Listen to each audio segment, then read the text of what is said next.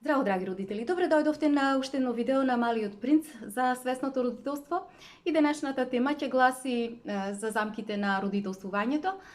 И ова видео ќе биде бидат представени останатите замки на родителствувањето или останатите лаги во кои што родителите веруваат и кои што се индоктринирани кај родителите додека родителствуваат. И таа вели дека следната замка вели дека родителот треба да воспитува и да родителствува успешно дете. И таа вели дека ова е лага доста токсична и кога го кажала тоа на предавањето, и се јавил еден родител и рекол: мене ова лага, вие во која што велите, не ми изгледа дека е токсична, затоа те замалувам да можеш многу повеќе да ми објасниш околу тоа за да ме убедиш. И Шефали им објаснала, му дала одговор на родителот дека прво, ние живееме во една култура која што е многу ограничена и многу строго го дефинира стандардот или вредностите по кои што треба да се биде успешен. Значи тоа го прави само преку неколку минорни стандарди и вредности кои што воопшто не може да се поистоветат со она што е детето, ниту пак детето може да влезе во еден надпревар за она што значи успешност. И таа објаснува, јас кога бев на мојата конференција за родители, и тогаш му поставив неколку прашања на родителите. Тоа беа, првото прашање беше: колку од вас родители сакате вашето дете да биде најдоброто во класот? И на тоа прашање сите ги крена рацете. Второто прашање кое што го поставив беше: колку од вас сакате вашето дете да биде најуспешно до 24-та година од својот живот? И повторно сите родители ги крена рацете на тоа прашање. И третото прашање кое што му го поставив беше: колку од вас сакате вашето дете да биде најдобриот научник на светот? И на тоа прашање на ист начин постапиле сите родители. И потоа јас ги прашав родителите едноставно како сега се чувствувате после овие прашања што ви ги поставив, и сите еден со друг забележав како си одговараат: па се чувствуваме одлично, сме во една состојба на возбуденост, среќни сме, радосни сме. И потоа Шефали му рекла, му кажала: дали знаете дека само 0,0001% од вашите деца ќе го постигнат тоа? И најднаш кога ги забележала и ги прашала: сега во овој момент како се чувствувате, да ве прашам, после ова што ви го кажа? И сите родители рекле: па ние сме шокирани, некако како вознемирени да сме, потполно сега не разочара со ова што ни го кажа. И Шефали после тоа му ги прашала: зарем на вистина помисливте дека сите вие ќе имате супериорни деца? И меѓутоа таа му рекла: знаете ли зошто помисливте на сето тоа? Затоа што едноставно денес се плашите од зборот просечен. Вие не можете да го прифатите зборот просечен како таков. Меѓутоа тоа е една голема лудост во која што денес родителите навистина сме навлезени, затоа што просечноста не значи дека ние не можеме да поседуваме вештини, значи да се градат кај децата вештини, например да станат одлични готвачи, одлични фризери, одлични келнери, било што, значи во дадена област да бидат одлични, наместо ние да бараме постојано децата да бидат надпросечни, супериорни суштества, значи од се по нешто да бидат, едноставно да бидат, например, паметни како Ајнштајн, истовремено да бидат музикални како Селин Дион, да бидат убави како Џулија Робертс или ајде речеме Ричард Гир, или пак да бидат најдобри спортисти како Новак Џоковиќ и така натаму. Значи ние со тоа од почеток пред нив поставуваме еден константен притисок врз нивното чувство за вредност. И таа вели дека културата, ставајќи еден контуиран стрес пред родителот, тој му создава еден индустријски родителски комплекс кон манипулација. Значи да сака да манипулира со своето дете. И вели, таа спомнува дека културата е навистина толку е паметна, особено капиталистичката култура, која што знае каде треба да делува, во која група на возрастни, особено тоа се родителите, затоа што кога станува збор за своите деца, родителите се ќе направат за своите деца и затоа знае дека таа е најранливата и најнаивната категорија и токму поради тоа значи културата му поставува голем број на работи кои што се однесуваат за поготово за здравието и за тоа што велиме јас сакам моето дете да биде паметно. Секој родител ќе рече ако го прашате што сакате најпрво, јас ќе рече јас сакам да израснам едно здраво, едно паметно дете. И во таа насока културата дава голем број на производи, произведува, ги поставува пред родителите постојано да ги гледаат, ги промовира, голем број на информации во смисла на тоа децата ваши запишете ги на толку и толку јазици, носете ги околу светот за да можат се пред време да знаат. Сите напредни курсеви нека ги завршат затоа што можеби ќе му требат кога треба да се запишуваат на факултет. Носете ги на дополнителни часови кај професори, спремајте ги пред време да бидат најдобрите, најсупер успешните деца на светот. Меѓутоа, таа вели шефали кога ние делуваме во оваа насока како родители, ние само го разнебитуваме детето. И затоа таа вели дека родителите мора да се освестат, да дадат отпор на едно на таа култура која што значи пред време ги прави родителите да станат пиони на тоа на таа капиталистичка индустрија, значи да се видат самите родители како тие станале пиони значи во тоа општество кое што постојано произведува еден родителски индустријски комплекс, затоа што тој комплекс постојано ги излудува родителите и родителите во таа насока, значи тој комплекс го носат врз децата. И затоа таа може таа вели дека најлесно може тоа да се види од состојбата во која што ние ги носиме децата денес. Значи, ние денес не му дозволуваме на нашите деца да си имаат своје хоби. Зошто? Затоа што тие веќе од третата година треба да градат денес кариера според нас. И не сме децата да се распливнат, да можат да се видат самите кај се, да се откриваат самите себе си, не сме да се распливнуваат, да истражува детето. Туку уште од почеток, ако му е зацртано детето, например, виолина, тоа да свири, значи тоа ќе остане докрај со тоа нешто. Не дај Боже да не сака тоа да го прави, тоа е неуспех за родителот. Или пак детето наше, ако тропне со прстињата на масата, ние веднаш, што мислиме дека сме откриле дарбата или на нашето дете, идниот талент на нашето дете. И одиме право во продавница, земаме, купуваме одма цел сет на ударни инструменти и мислиме дека детето, значи со таа дарба, мора до крајот на животот да остане. Не сме детето да се бара, да се пронајдува во други насоки, не дај Боже. Затоа што случајно, ако не го сака подоцна тоа детето, тоа е неуспех за родителот. Така да,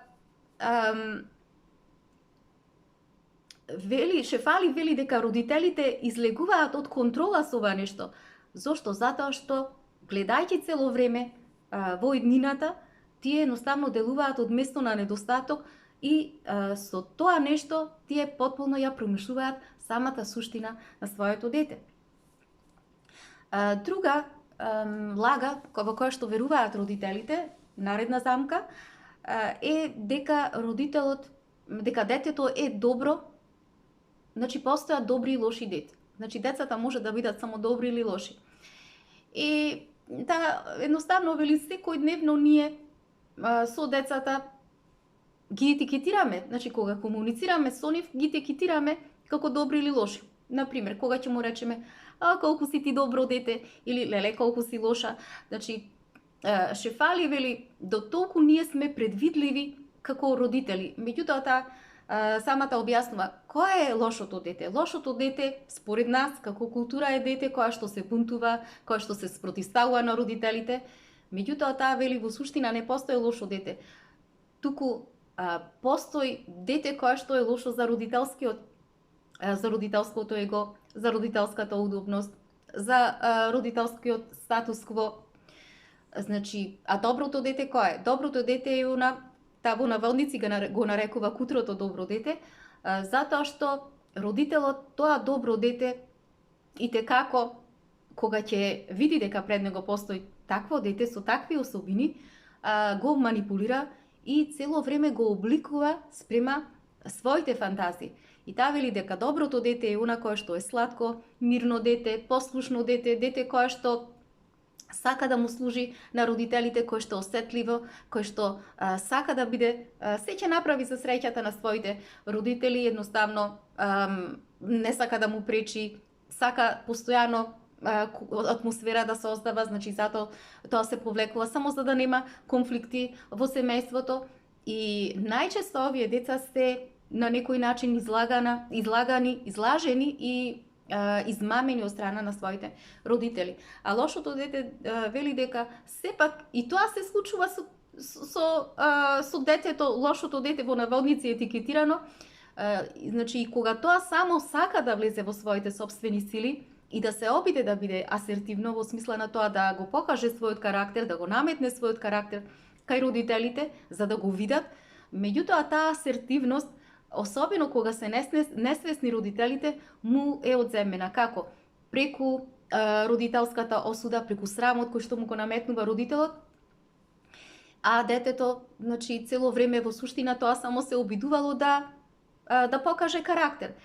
И таа вели дека кога доаѓале децата кај неа, толку трагично го доживувала нештото кога детето таа ќе ги прашала децата како се чувствувате во вашето семејство, зошто постои тој проблем. И секогаш тие ќе одговарале, ами затоа што јас сум добро во смисла или сум добро во тоа насека или пак јас сум лошо дете и така натаму. Значи кога ќе видела таа сами како децата упорно се етикетирале и тие живееле по родителските стандарди. Меѓутоа, тогаш еден родител го кажувала ова и го поставила прашањето: добро, ама што ако моето дете постојано ме вознемирува, ги вознемирува другите или кога се игра со играчките, ќе му речам ајде оди се собери ги, тоа не сака да ме слуша, ајде оди в кревет, не сака да ме слуша. Значи како јас да искомуницирам со моето дете а сепак да се држам до тие стандарди на културата без да го етикетирам како добро или лошо. И Шефали ја одговорила: јас ќе ви кажам за моето дете. Значи, моето дете јас го воспитував без да го казнувам. Меѓутоа не значи дека не и викав, не значи дека не го подигнував гласот врз неа, не значи дека јас не го губев разумот кога ќе се изнервирам или дека не го осудував. Меѓутоа никогаш вербално не ја казнив, ниту пак уште помалку физички. Значи, таа вели дека како одговор на ова прашање кое што вие ми го поставувате и те како постои одговор. Меѓутоа, тоа подразбира претходно родителот да може да постави одредени услови во кои што детето нема да влезе во конфликт. А тоа е нешто кое што треба да го научи родителот, да се едуцира на тоа, да се образува на тоа. Например, вели, ако по обичај ние децата му даваме играчки, што правиме? Ги преоптоваруваме со играчки. И што правиме? Значи, ние бидејќи цело време фокусот не е на детето, а не ни е на условите во кои што треба да игра детето, гледаме дека после тоа време, значи му ги купуваме играчките и гледаме дека детето пак е нервозно, никогаш не е задоволно. Зошто? Затоа што со толку многу играчки детето се вади од фокус и не може да се фокусира на играта, станува вознемирено, затоа што детето во својата природа е едноставно. Значи, ние не се подредуваме со едноставната енергија на самото дете. Значи, му е потребен еден поедноставен, обичен начин за да може детето да влезе во ритм, значи во својата рутина, да може да ја следи секојдневната рутина во домот, во семејството и таа атмосфера да биде стабилна постојано и да се има еден ред за да биде детето да биде задоволно. И кога доаѓале родителите кај неа и кога ќе и речеле: Шефали, ние по 10 уште после тоа еве уште 10 месеци како поминаа, се уште се бориме да одиме во кревет. И Шефали во тој момент знаела дека се уште кај детето не било воспоставена една одредена рутина и подосна кога разговарала со мајката ќе видела дека навистина детето немало врска со тоа, туку дека значи родителите, прво таткото неколку месеци доаѓал подосна од работа и детето веќе било заспано, почнато да заспива, меѓутоа родителот сакал да го види, да го бакни, да си поигра со него, или пак кога мајката сидела подосна од работа, што се случувало? Имало премногу бучава атмосфера во домот, бил многу гласно пуштен телевизорот, спортски програми се гледале, надпревари, собрани биле другарите, или радиото било пуштено многу гласно и детето и да сака да, а се барало детето да се заспие например во 8 часот во одреден период. Значи таа вели постои начин да може да се стави детето ред кај детето, меѓутоа за тоа треба да се почитуваат одредени правила и кои што подразбираат да се почитува времето и да се има постојано присуство. Преку присуството на родителот, кој што тој својот фокус ќе го стави на условите кои што треба да ги постави, меѓутоа на еден креативен начин со кој што за да може да дојде до една полесна поврзаност и конекција со детето за да му ја задоволи потребата на детето. Значи, таа вели дека децата сигурно кога не гледаат дека се четкаат, кога се четка мезаби, значи тоа ќе го видат, ќе се научат за тоа. Меѓутоа, за да можат да се научат редовно да ги четкаат своите заби, значи ние сме тие кои што мора да им создадеме една атмосфера која што ќе го потикне детето секојдневно, значи тоа нешто како обврска да му стане, значи на детето му треба еден ритам преку креативност. Исто како кога одиме на забава, значи ние сите сакаме на забава да има одреден ритам за да можеме да ни биде убаво, да се забавуваме. Или децата кога треба да одат на училиште првиот пат, значи тие се кога прв пат нешто детето треба да го направи, тие се викаат едни развојни скокови кај децата и токму заради тоа родителот треба да биде образуван, значи за да може да ги примети тие моменти и како тој да ја одигра таа улога најдобро, за да може да се слее со потребата на детето и сето тоа, значи да го прави преку фокус на околностите кои што треба на креативен начин да ги смисли за да се подреди со детето, а не фокусот да го става на детето. Значи, таа вели вообичаено, зошто? Затоа што вообичаено ние на децата што му кажуваме? Ајде оди, земи ги, ичисти си ја собата или собери ги играчките. Меѓутоа, вели Шефали, првиот пат кога тоа нешто сакаме да му го кажеме, кога детето треба да го научи нештото, ние мора да учествуваме во тоа нешто заедно со детето, преку креативност, за да може детето да го засака нештото, да му биде забавно да го прави, а не да се јави една одбивност кај детето.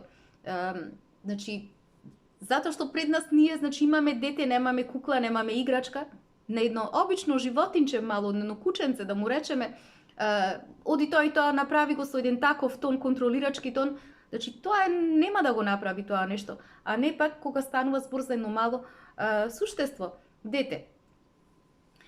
Значи пред се вели Шефали во таа креативност ние како родители мора голем број на особености, карактерни човекови карактерни особини како што се трпеливоста, нежноста, приемчивоста, значи отвореноста спрема детето, сето тоа, значи ние треба да го внесеме во таа атмосфера, да биде забавно, но тоа е нешто кое што навистина треба да се учи, да се образува од страна на родителот. Следната лага која или замка која што ја кажува Шефали во родителствувањето е дека добриот родител е љубовен родител. И таа вели дека тоа е лага. И како ми го објаснува на родителите?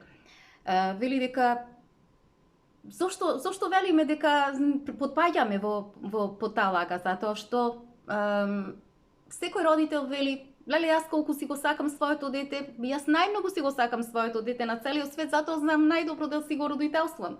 Меѓутоа, кога доаѓале кај неа, значи на терапија, заедно со детето, родителите, и кога ќе почне така да зборуваат родителите, јас не знам, имам проблем, ама најмногу го сакам моето дете, се правам за него, најмногу го сакам, јас најмногу знам што сака моето дете, а сепак имам проблем. И шефали тогаш ќе му речела, ама ве молам, а што помалку да го сакате вашето дете? И тогаш родителите реагирале и најнаш и кажале, ама што зборувате вие, како можам јас помалку да го сакам моето дете, какви се овие глупости, влегувате во еден вулгарен однос со моето дете. Меѓутоа шефали, вели, сега ќе ви ги кажам причините зошто јас така се поставувам пред родителите. Првата причина е затоа што во оваа култура денес во која што живееме, родителската љубов е многу затемнета. Во суштина таа е до толку загадена од едно обсесивно доминантна потреба на родителите за контрола, која што доаѓа заради условеноста кај родителите. Значи таа вели ние од поширок аспект, навистина ние ги безусловно си ги сакаме своите деца. Меѓутоа на дневно ниво нашата љубов е проткаена со голем број на условености. Во самиот процес на комуникација тоа може да се види. Например, кога ние ќе му речеме на детето, ако ти мене навистина ме сакаш, ќе го направиш ова или ќе ме послушаш. Или да речеме, ако си добар, ги сакаш мама и тато, ти ќе не послушаш. Или пак ќе станеш доктор затоа што мама многу те сака и затоа што мама најдобро знае. Или пак ќе му речеме на детето, ти ќе бидеш професор затоа што мама и тато се професори, затоа што мама и тато многу те сакаат и мама и тато најдобро ти мислат. Значи, шефали вели, кога ние така се однесуваме со децата, навистина го ставаме фокусот на погрешно место. Во суштина, родителите, нивниот фокус треба да биде и таа љубов, значи треба наместо на кај децата, треба да биде прво насочена спрема нас. Зошто? Затоа што кога ќе дојделе на терапија родителите, таа ми велела, јас разбирам дека секој родител си го сака своето дете. Меѓутоа, ајде сега да се обидиме што помалку да заборавиме сега на љубовта овде и да се обидиме што помалку да ја користиме љубовта како изговор за во односот со нашето дете. Туку да се обидиме да станеме свесни од сега. Повеќе да внимаваме на свесноста. Да ја градиме свесноста во односот со нашето дете. Зошто? Затоа што во овој момент јас гледам дека на твоето дете не му треба толку многу твојата љубов, туку му треба многу повеќе твојата свесност. Затоа што ти колку повеќе ќе ја изградиш свесноста, тоа значи дека што помалку ќе имаш ти потреба да го манипулираш и да го искористуваш своето дете, затоа што ти само си во една позиција, тоа значи се наоѓа само заради тоа што си возрастна личност. Заради тоа што ти можеш тоа да го правиш, значи се помалку да имаш потреба од тоа. Затоа што велита, ние родителите колку повеќе сме несвесни, толку повеќе влијаеме врз нив, ги потискаме, ги манипулираме нашите деца, што не е добро за духот на самото дете. И затоа шефали им признава на родителите кога разговарат, кога имаат проблем во самата наизина работа, им кажува, им вели, и јас бев таков родител, 2,5 години бев несвесен родител. Исто постапував на ист начин со своето дете. Значи, меѓутоа тоа не го правев затоа што бев лош родител, туку затоа што едноставно преку моите несвесни очекувања за своето дете јас подло манипулирав. Значи, тоа ме носеше во една состојба подло да манипулирам со своето дете. И наредната лага, последната лага, односно седмата лага или замка на родителствувањето е дека родителот најдобро знае да родителствува затоа што тоа природно му доаѓа. Таа вели точно, така е, на родителот родителствувањето му доаѓа природно затоа што тој на природен начин го донесува на свет ова дете, меѓутоа не значи дека тоа што си биолошки родител, не значи дека си и свесен родител. Значи тоа се две различни работи, затоа што со свесноста не се раѓаме со свесност, туку тоа е нешто кое што треба да го учиме, треба да го градиме секој ден, треба да го развиваме и треба да се негува. Значи, свесноста треба во континуитет да се негува. И токму заради тоа што родителствувањето е најненадгледуваната работа, е најнерегулираната работа, ние мора да градиме свесност во односот со нашето дете. Значи, како родители, ние што повеќе треба да настојуваме да излегуваме од џунглата на несвесноста, за да можеме да влеземе во едно чисто, во едно свесно, во едно конзистентно и во едно поврзано место со своето дете. Драги мои, тоа би било се за ова видео. Имајте убав ден, се гледаме.